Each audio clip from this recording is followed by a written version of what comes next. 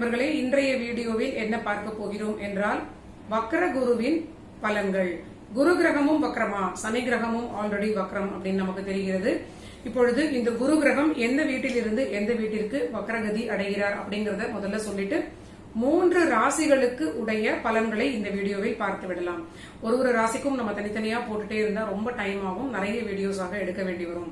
So மேஷம், ரிஷபம், மிதுனம் இந்த 3 ராசிகளுடைய பலன்களை இந்த வீடியோவில் பார்க்கலாம்.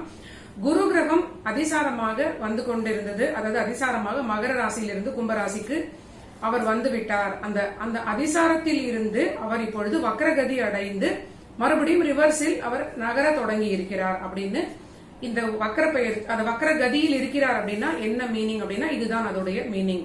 அதாவது கும்ப ராசியில் இருக்கக்கூடிய குரு கிரகம் வக்ரம் அடைந்து ரிவர்ஸாக வர தொடங்கி இருக்கிறார். அவர் மீண்டும் எங்கே வரப்போகிறார்னா மகரத்திற்குள்ளே வந்து செப்டம்பர் 13ஆம் தேதி மகரத்திற்குள்ளே என்டர் பண்ண போகிறார். சோ என்றைக்கு இந்த வக்ரகதி தொடங்கியது குரு கிரகத்திற்கு அப்படின்னா ஜூன் மாதம் 20ஆம் தேதி தொடங்கிவிட்டது. 13 செப்டம்பர் மாதம் மகரத்திற்குள் அவர் நுழைந்த பின்பும் பாத்தீங்கன்னா 13 செப்டம்பர் டு அக்டோபர் 17 வரை, அதாவது 13 13 செப்டம்பர் டு அக்டோபர் 1 மாதம், அதன் பிறகு ஒரு 4 நாட்கள், கிட்டத்தட்ட ஒரு 34 நாட்கள் அவர் மகர ராசிக்குள் வந்த பிறகும் அந்த வக்ர கதியிலேயே அவர் தொடர்ந்து இருக்க போகிறார். இது என்ன ஒரு சிக்னிபிகன்ஸ் அப்படின்னா கண்டிப்பாக மிகப்பெரிய பலமான ஒரு அமைப்பு உலகத்தில் எல்லோருக்குமே. ஏனென்றால் குரு கிரகம் சொல்லக்கூடியவர் இந்த மகர ராசியில் நீச்சமாக அசைன் பண்ணப்பட்ட ஒரு வீடாக இருக்கக்கூடிய நிலையில் அவர் வந்து மகரத்தில் நுழைந்த பிறகு அடையக்கூடிய அந்த அதாவது மகரத்தில் நுழைந்த பிறகு அந்த கண்டினியூ பண்ணக்கூடிய அந்த வக்ர கதின்னு சொல்லக்கூடியது ஒரு மிகப்பெரிய ஒரு இன்ஃபுளுன்ஸை எல்லோருக்குமே அவரவர்களுடைய ராசிக்கு இந்த வீடு எந்த வீடாக வருகிறதோ அந்த ஒரு பாவ ரீதியில் நடக்கும். சோ இது ஒரு முக்கியமான ஒரு நிகழ்வு அப்படிங்கிற ஒரு நிலையில் இப்ப நம்ம மெயினா போக்கஸ் பண்ணக்கூடியது அந்த வக்ரத்தினுடைய அதி வேகமான அதி அற்புதமான அந்த பலன் வந்து அவர் மகரத்திற்குள் நுழைந்த பிறகு நடக்கக்கூடிய அந்த 34 நாட்கள் மட்டுமே ஸ்பெஷலான பலன்கள் நடக்கும் அப்படிங்கறத ஓரளவிற்கு நமக்கு தெரிந்த ஜோதிடம் மூலியமாக நம்ம உணர முடிகிறது.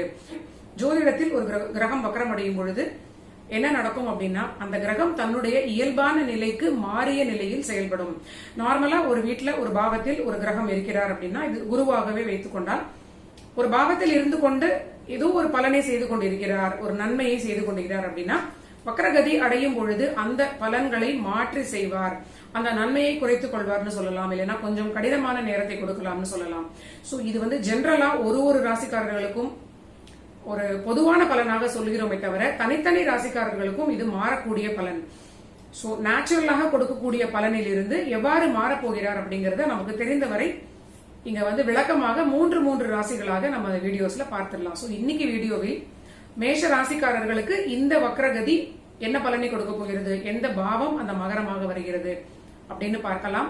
அவர் வக்ரம் என்று சொல்லக்கூடிய நிலையில் ஒரு அதிவக்ரம்னு சொல்லக்கூடிய அதீதமான பலத்துடன் இருக்கக்கூடிய அந்த 34 நாட்கள், அதாவது செப்டம்பர் 13 மகரத்திற்குள்ளே நுழைந்து அக்டோபர் 17 வரை மகரத்திலேயே நீச்ச வீட்டிலேயே வக்ரகதியில் இருக்கும் பொழுது அவர் உச்ச குருவிற்கு ஒத்தார் போல ஒரு பலனை கொடுப்பார்.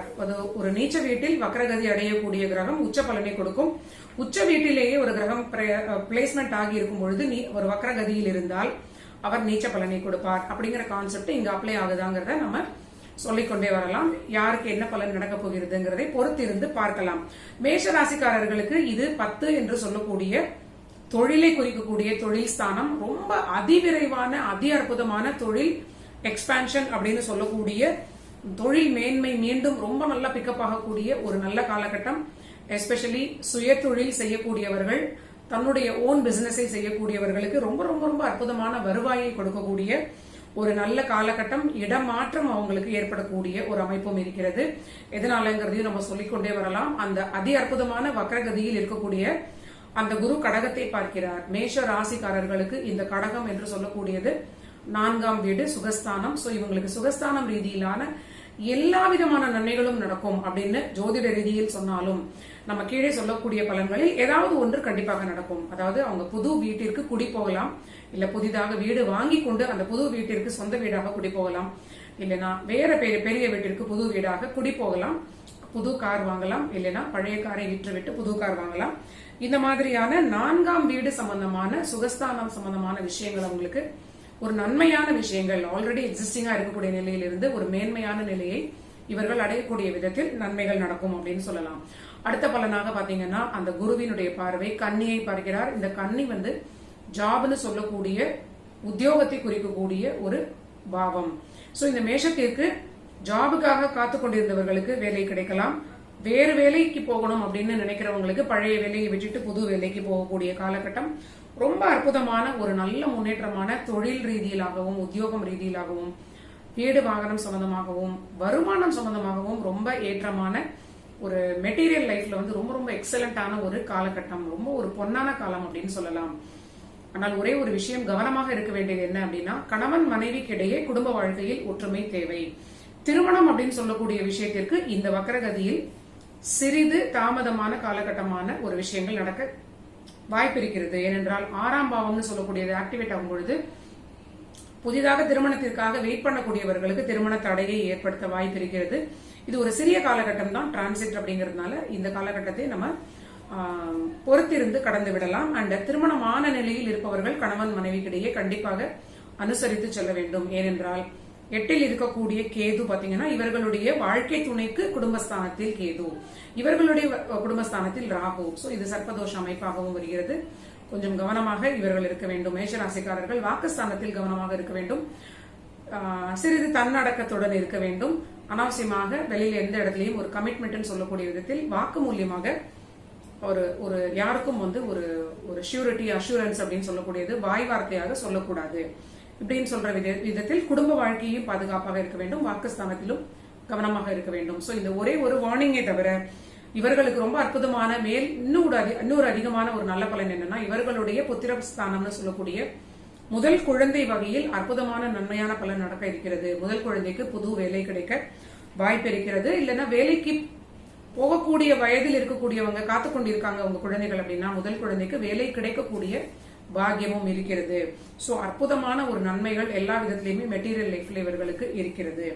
சோ இது மேஷராசிக்கு இந்த ஒரு நன்மையான அற்புதமான பலன்கள் இந்த குரு வக்கரத்தினால் ஏற்படக்கூடியவைகளாக இங்கே காணப்படுகிறது. சோ இப்ப அடுத்தது நம்ம ரிஷபராசிக்காரர்களுக்கும் பார்த்து விடலாம். இந்த ரிஷபத்துக்கு பாத்தீங்கன்னா இந்த குரு 8 இருப்பதனால் ஆதிபத்திய ரீதியிலாக 8 குரு 9ஆம் வீட்டில் இருக்கிறார். ஆல்ரெடி அங்க 9ஆம் வீடுன்னு சொல்லக்கூடிய மகரத்தில் சனி கிரகமும் இருப்பதனால் அஷ்டமாதிபதி 9ஆம் வீட்டில் இருப்பது அப்படிங்கிறது முதலில் பாத்தீங்கன்னா அப்பா அப்படின்னு சொல்லக்கூடிய ஒரு ஸ்தானத்தை சிறிது தொல்லைப்படுத்தும். அப்பாவினுடைய ஆரோக்கியத்தில் கொஞ்சம் கவனம் தேவை. அதர்வைஸ் பாத்தீங்கன்னா இவர்களுக்கு ஜென்ம லக்னம் அது ஜென்ம ராசின்னு சொல்லக்கூடிய ரிஷப வீட்டையே குரு பார்க்கிறார். சோ அதி அற்புதமான அந்த வக்கர நிலையில் அவர் நீச்ச வீட்டில் இருந்து அந்த வக்கரகதியில் இருக்கும் பொழுது ஒரு உச்ச கிரகத்தினுடைய பலனை உச்ச குருவாக இருக்கக்கூடிய அந்த ஒரு குரு எவ்வளவு நன்மையான பலனை கொடுப்பாரோ அதே போல நன்மையான பலனை 9ன்னு சொல்லக்கூடிய பாக்கியஸ்தானத்தில் இருந்து அவர் உங்களுடைய ராசி மேலேயே அந்த பார்வையை அவர் செலுத்துகிறார், இல்ல பதிக்கிறார். சோ இது உங்களுடைய காரிய வெற்றி, உங்களுடைய தைரியம், தன்னம்பிக்கை அதிகரிக்கக்கூடிய ஒரு நல்ல ஒரு காலம். உங்களுடைய மனசு சந்தோஷமாக இருக்கக்கூடிய நிலை. தென் புது முயற்சிகள் எல்லாம் உங்களுக்கு வெற்றியை கொடுக்கக்கூடிய ஒரு காலகட்டம். சோ உங்களுக்கு இதெல்லாமே ரொம்ப நன்மைகளான விஷயங்களாக இங்க இருக்கிறது. அப்பாவுடைய ஆரோக்கியம் ஏன் கவனமாக இருக்கணும்னு சொன்னோங்கிறது நம்ம விலைக்கு சொல்லிடலாம். ஏன்னா பாக்கியஸ்தானத்தில் இருக்கக்கூடிய குருவை விட அங்க குருவிற்கு வீடு கொடுத்த சனி உங்களுக்கு பாதகஸ்தானாதிபதியாகவும் வருவதனால் அவர் பாதகஸ்தானம் ஆகிய தன் வீட்டிலேயே ஆட்சி பெற்று வக்கர நிலையில் இருக்கிறார். சோ 2 கிரகங்கள் வக்கரமான நிலையில் அப்பாவினுடைய ஸ்தானம் சிறிது தொல்லைக்கு உட்பட்டு இருக்கிறது. சோ அப்பாவிற்கு உடல்நிலையில் ஏதாவது சின்ன சின்ன பின்னடைவுகள் ஏற்பட்டால் உடனடியாக நீங்க வைத்தியம் செய்வது ஒரு சரியான பரிகாரமாக இருக்கும். சோ இதை தவிர சில விஷயங்கள் கவனமாக ரிஷபராசிக்காரர்கள் இருக்க வேண்டும். அதையும் நம்ம இங்கே பார்த்து விடலாம். சுய தொழில் செய்யக்கூடியவர்கள் மிக மிக கவனமாக இருக்க வேண்டும். இந்த 9ஆம் பாவத்தில் அதிக வலுவாக இருக்கக்கூடிய சனி பிளஸ் குரு பாத்தீங்கன்னா அதற்கு அடுத்த வீடாகிய 10 என்று சொல்லக்கூடிய சுய தொழில் பண்ணக்கூடியவர்களுடைய அந்த பாவத்தை சிறிது அப்ளிக்ஷனை கொடுக்கிறது. சோ தந்தையினோட ஆரோக்கியம் கவனம். சுய தொழில்னு சொல்லக்கூடிய விதத்தில் புது முயற்சிகளை தவிர்க்க வேண்டும். தென் குடும்ப வாழ்க்கையில் மிக மிக மிக கவனமாக இருக்க வேண்டும். ஏனென்றால் ரிஷபமாகிய இந்த ராசிக்காரர்களுக்கு ஜென்ம ராசியின் மேலே ராகுவும் அவங்களுடைய வாழ்க்கை துணைன்னு சொல்லக்கூடிய 7ஆம் பாவத்தில் கேது கிரகம் இருக்கிறார். சோ இவங்க வந்து குடும்ப வாழ்க்கையில் கொஞ்சம் கவனமாக அனுசரணையாக இருக்க வேண்டும். இவர்களுக்குமே பொருளாதார நிலையில் நல்ல ஏற்றமான விஷயமும், தென் உயிர்காரகம் என்று சொல்லக்கூடிய ரிலேஷன்ஷிப்னு சொல்லக்கூடிய உறவுகளுக்கிடையே பிரச்சனைகளை கொடுக்கக்கூடிய பாவம், அந்த விதமான கிரகங்கள், அந்த இணைவு, இதெல்லாம் இந்த மாதிரியான விஷயங்களை சுட்டி காட்டுகிறது. அதை விட முக்கியமான ஒரு விஷயம் என்னன்னா நண்பர்களே, ரிஷபத்தில் இருக்கக்கூடியவர்கள் புது வேலைக்கு முயற்சி செய்ய வேண்டாம். ஏனென்றால் இவர்களுடைய சில பாவங்கள் வந்து ரொம்ப அதிகமான முயற்சிகள் மூலியமாக தேவையில்லாத ஒரு ஊக்கத்தை பெற்று ஒரு பாக்கியத்தை செய்வது போல விஷயங்களை முதலில் காட்டி பின்னால் அதுவே பாதகத்தை கொடுக்கும். இது என்ன பண்ணும் அப்படின்னா, ஜாப் ரீதியிலாக நீங்க ரிஸ்க் எடுத்தீங்கன்னா, நீங்க சரியாக விசாரிக்காத விஷயத்தில் அந்த ஜாப்ல ஒரு பெரிய நம்பிக்கை வைத்து பழைய வேலையை விட்டுவிட்டால் புது வேலை கிடைப்பதற்கு சிக்கலான காலகட்டமாக இது உங்களுக்கு மாறக்கூடும். சோ நீங்க புது வேலை எல்லா விதத்திலும் உங்களுக்கு சாதகமாக இருக்கா அப்படின்னு நீங்க செக் பண்ணிட்டு மட்டுமே பழைய வேலையை விட வேண்டும். இது ஒண்ணு வந்து ரொம்ப கவனமான விஷயம். சோ இந்த ரிஷபராசிக்காரர்களும் நம்ம சொல்லியாச்சு, எல்லாமே அவங்களுக்கு மெட்டீரியல் லைஃப்ல ரொம்ப நல்ல பலன்களாக இருக்கிறது. சோ அப்பாவும் சொல்லக்கூடிய உயிர்காரகத்தில் கொஞ்சம் கவனம் தேவை. கணவன் மனைவிக்கிடையே உறவுகளில் கவனம் தேவை. ஆல்ரெடி திருமணமானவர்களுக்கு இந்த நிலைன்னு சொல்லிட்டோம். சோ திருமணத்திற்கு வெயிட் பண்ணக்கூடிய ரிஷபராசி ரிஷப லக்னக்காரர்களுக்கு என்ன நடக்கும் அப்படின்னா, திருமணத்திற்கு ஒரு தடையான காலகட்டம்னு எடுத்துக்கலாம் நண்பர்களே. ஏன்னா 7ல் இருக்கக்கூடிய கேது கண்டிப்பாக ஏதாவது ஒரு காரண காரியங்கள் மூலியமாக 7ஆம் பாவத்தை தொல்லை பண்ணி தடை பண்ணி கொண்டே இருப்பார். சோ திருமணத்திற்கு உகந்த காலம் அப்படிங்கிறது இந்த கேது நகரும் வரை நம்ம எடுத்துக்கொள்ள முடியாது. சோ இந்த ராகு கேது பயிற்சி முடிந்த பிறகுதான் திருமணத்திற்கு ரிஷபத்திற்கு ஒரு சரியான காலகட்டமாக அமையும் அப்படின்னு சொல்லலாம். சோ ரிஷபத்திற்கு முடிந்த பிறகு இப்பொழுது நம்ம மிதுன ராசிக்காரர்களுக்கும் பார்த்துடலாம். சோ அடுத்தது மிதுன ராசிக்காரர்களுக்கு என்ன பலன் அப்படிங்கறத நம்ம பார்த்துடலாம். மிதுன ராசிக்காரர்களுக்கு பாத்தீங்கன்னா, அவங்களுடைய வீட்டிலிருந்து 2ஆம் பாவம்னு சொல்லக்கூடிய அந்த தனஸ்தானத்தை குரு 8ல் இருந்து பார்க்கிறார். ஒரு விதத்துல பார்த்தால் 8ல் இருக்கக்கூடிய குரு நன்மையை தான் செய்வார்னு எடுத்துக்கொள்ளலாம். ஏனென்றால் ஆல்ரெடி மிதுன ராசிக்காரர்களுக்கு அஷ்டமஸ்தானத்தில் உள்ள சனி கிரகம் அஷ்டம சனி அப்படின்னு சொல்லக்கூடிய ஒரு மிகப்பெரிய ஒரு பொசிஷனை கையில் வைத்துக்கொண்டு இவங்களுக்கு கொஞ்சம் தொல்லையான பலன்களை கொடுத்து கொண்டிருந்தார். இந்த குரு கிரகம் அந்த 8ஆம் பாவத்தில் இணையும் பொழுது அஷ்டம சனியினுடைய வேகத்தை குறைக்கக்கூடிய நல்ல ஒரு வாய்ப்பாக அது இருக்கும். சோ இது வந்து ஒரு நல்ல அமைப்பு அப்படின்னு எடுத்துக்கலாம். இதனோட பிளஸ் என்ன அப்படின்னு பார்த்தால், உங்களுடைய 8ஆம் பாவம் வந்து உங்களுடைய வாழ்க்கை துணையினுடைய வருமான ஸ்தானம். சோ உங்களுடைய வாழ்க்கை துணையின் வருமானம் அதிகரிக்கும். உங்களுக்குமே வந்து உடல்நிலை ஆரோக்கியம் சீராகும். உங்களுடைய சுகஸ்தானம் என்று சொல்லக்கூடிய கன்னிராசிக்கு குருவினுடைய பார்வை ரொம்ப அற்புதமாக இருப்பதனால் எந்த பிரச்சனை இருந்தாலும் உங்களுக்கு உடல் நலத்தில் கண்டிப்பாக நல்ல முன்னேற்றமான ஒரு காலகட்டம் இருக்கும். உங்களுக்கு சின்ன சின்ன மருத்துவ செலவுகள் வந்தாலும் அது எதனால வருது அப்படின்னா, அஷ்டம சனி அப்படின்னு சொல்லக்கூடிய இந்த நிலையில் உங்களுடைய ஒர்க் பிரஷர் அதிகமாக இருக்கலாம். நீங்க உங்களுக்கு அலைச்சலும் மன உளைச்சலும் அதிகமாக இருக்கக்கூடிய அந்த நிலையினால் சின்ன சின்ன உடல் உபாதைகள் வரலாம். வந்தாலும் உங்களுக்கு வந்து மருத்துவ செலவிற்கு உட்பட்டு ஒரு மருத்துவ செலவு செய்து நீங்க ஏதாவது மெடிகேஷன் எடுத்தீங்கன்னா அதற்கு உண்டான ரெமெடி உங்களுக்கு கண்டிப்பாக கிடைக்கக்கூடிய விதத்தில் ஆரோக்கியம் வந்து மேம்படக்கூடிய நல்ல நிலையாக இது காட்டுகிறது. சோ அடுத்த நன்மை என்னன்னு பாத்தீங்கன்னா, குடும்பத்தில் ஒற்றுமை உண்டு. கணவன் மனைவிக்கிடையே ரொம்ப நாட்களாக சலசலப்பு குழப்பங்கள்லாம் இருந்த இந்த மிதுன ராசிக்காரர்களுக்கு இப்பொழுது நல்ல நேரம்னு சொல்லலாம். இவங்களுடைய கணவன் மனைவிக்கிடையே நல்ல ஒரு நிம்மதி, ஒரு இணக்கமான ஒரு சந்தோஷமான குடும்ப வாழ்க்கை. தென் பொருளாதாரத்தில் ரொம்ப நல்ல திருப்தியான நிம்மதியான நிலை உண்டு அப்படின்னு தாராளமாக சொல்லலாம். பட் இவங்களும் கவனமாக இருக்க வேண்டிய விஷயம்னு சில விஷயங்கள் இருக்கிறது. இவர்களுடைய 9ஆம் பாவத்திற்குடைய சனி கிரகமும் கும்பத்திற்குடைய அந்த வீடு அங்கிருந்து பின்னால் மகரத்திலே இருப்பதனால் 9ற்குடையவர் 8ல் இருப்பதனால், சோ அப்பா ஸ்தானாதிபதி பலம் இழந்து இருப்பதனால் அந்த வீட்டிலேயே அதிக பலத்தை சேர்க்கக்கூடிய குரு கிரகமும் இணைவதனால் 9ஆம் பாவத்திற்கு பின்னாடி இருக்கக்கூடிய பாவம் அதிக வலுவடைவதனால் தந்தையினுடைய ஆரோக்கியத்தில் சிறிது கவனம் தேவை. சோ உங்களுடைய தந்தைக்குமே அவரவர்களுடைய வயதிற்கு ஏற்றாற் போல மருத்துவ செலவுகள் தேவைப்பட்டால் நீங்கள் செய்து கொள்ளலாம். குழந்தைகள் வகையிலுமே உங்களுக்கு முன்னேற்றம் சிறிது தாமதமாக நடக்கும். மிதுன ராசிக்காரர்களுடைய முதல் குழந்தை வகையில் துலாம் ராசியாக வருகிறது. இந்த துலாம் ராசிக்கு 4ஆம் பாவத்தில் இருக்கக்கூடிய சனி கிரகம் எந்த அமைப்பை கொடுக்கிறார் அப்படின்னா, அர்த்தாஷ்டம சனி அண்ட் 7ஆம் பாவம்னு சொல்லக்கூடிய உங்களுடைய அந்த குருவின் சொல்லக்கூடிய தனுசு ராசியுடைய வீடாக வருது. அந்த குரு கிரகம் ஒரு அதிசாரத்தில் போவது, மறுபடியும் ரிவர்ஸ்ல வருவது, நீச்ச வீட்டுல இருப்பது, இந்த மாதிரி ஒரு ஸ்டெபிலிட்டி இல்லாத நிலையில் இருப்பதனால் உங்களுடைய 2 குழந்தை வகையிலுமே சிறிது தாமதமாக பிக்கப் ஆகக்கூடிய நிலையாக காட்டுகிறது. நீங்க கான்ஸ்டன்டாக அவர்களுக்கு மோட்டிவேஷன் என்று சொல்லக்கூடிய விஷயத்தை செய்து கொண்டே இருக்க வேண்டும். அவங்களோட நீங்க அன்பாக பேசி அன்பாக பழகி அவங்களுக்கு எப்பொழுதுமே அவங்களை ஊக்கப்படுத்தி கொண்டே இருப்பது ஒன்றே போதுமான விஷயமாக இருக்கிறது. சோ பெரிய அளவிற்கு கவலைப்பட எதுவும் இல்லை. அண்ட் உங்களுக்குமே மிதுன ராசிக்காரர்களாகிய உங்களுக்குமே புதிய வேலை இப்பொழுது தேட வேண்டாம்.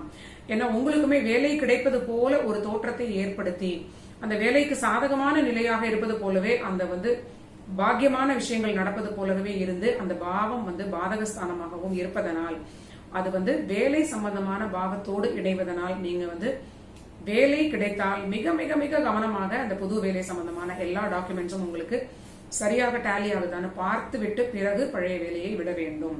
சோ இந்த விஷயங்கள்லாம் ரொம்ப கவனமாக இருக்கணும். நான் ரொம்ப கவனித்து எடுத்த பாயிண்ட்ஸாக இதெல்லாம் உங்களுக்காக நான் ஷேர் பண்ணிக்கிறேன். சோ எல்லோரும் இதை கேட்டு இதனால் முடிந்தவரை அவரவர்கள் நல்ல விதமாக பயனடைய வேண்டும் அப்படிங்கிறது தான் இதனுடைய குறிக்கோள். தென் வாழ்க்கை துணை வகையிலுமே நன்மையான விஷயம் என்னன்னா அவங்களோட வகையில் புது பிசினஸ் தொடங்கக்கூடிய சாதகமான காலகட்டமாக இருக்கிறது. மிதுனத்திற்குமே தொழில் லாபம் அண்ட் வருமானம் ரொம்ப சீராக இருக்கும். மிதுனத்தினுடைய வாழ்க்கை துணை புதிதாக ஏதாவது பிசினஸ் பண்ணலாம் அப்படிங்கிற ஐடியாஸ் இருந்ததுன்னா இந்த காலகட்டத்தில் அவர்களுக்கு டக்குன்னு அதை ஆக்டிவேட் பண்ணக்கூடிய அதெல்லாம் செயல்படுத்தக்கூடிய காலகட்டமாக விஷயங்கள் சாதகமாக மாறிவிடும். அந்த புது வேலைக்கு சிறிது பொறுமையாக இருக்க வேண்டும். சோ இதுதான் இந்த குரு வக்ர பயிற்சிக்கு முதல் 3 ராசிகளுக்கு கொடுக்கப்பட்ட பலன்கள். நன்றி நண்பர்களே. நீங்க எல்லோரும் என்னுடைய சேனலை சப்ஸ்கிரைப் பண்ணி வச்சுக்கோங்க. உங்களுடைய நண்பர்களுக்கும் ஷேர் பண்ணுங்க. தேங்க்யூ.